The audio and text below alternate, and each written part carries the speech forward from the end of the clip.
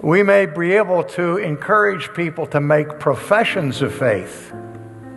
And this is one of the things where we are so zealous to get people converted that we'll say to them, I'm calling you now to get up out of your chair wherever you are and you come down here to this altar. I'm going to call you now. Stand up and come. Or I may say to you, you don't need to come to the altar, but bow your head, and if you want to receive Christ, just raise your hand. Oh, I see that hand. I see that one over there. Or there are cards there in front of you, and they have the sinner's prayer. And if you would just silently read the sinner's prayer and sign your name, you can be saved. Now, don't misunderstand what I'm saying. I'm not against altar calls. I'm not against raising your hand. I'm not against calling people to commit their lives to Jesus. God forbid. Here's what I'm deeply concerned about, is that we mistake professions of faith for salvation. Anybody can make a profession of faith. We are not justified by the profession of faith. If we are justified, we're justified by the possession of faith. And if we have faith, we're called to profess it. But Jesus warns us time after time that not everybody who says to me, Lord, Lord, is going to come into my kingdom. He says, this people honors me with their lips, but their hearts are far from me. And so critical to evangelism is how the objective benefits of the atoning death and resurrected life of Jesus Christ can be appropriated by me personally in my life.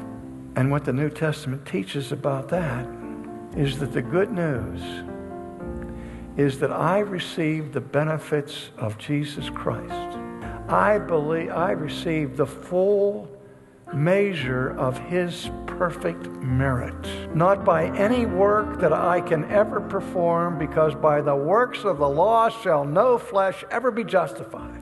And the good news, Paul speaks here in verse 17, for in it, the gospel, the righteousness of God is revealed from faith to faith.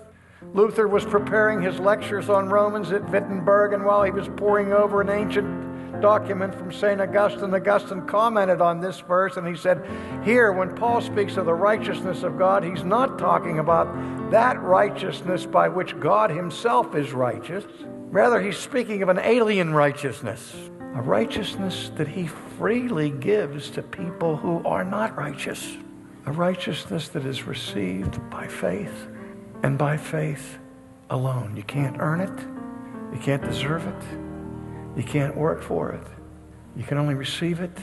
And you receive the good news of the gospel by trusting in Christ by faith, and by faith alone, with no mixture of your own works. Now that's the gospel in its full simplicity, which has been altered, distorted, and improved in every generation of Christian history. We completely went into eclipse in the Middle Ages, where a whole different system of salvation was constructed by the church, which church in the 16th century condemned the gospel of justification by faith alone.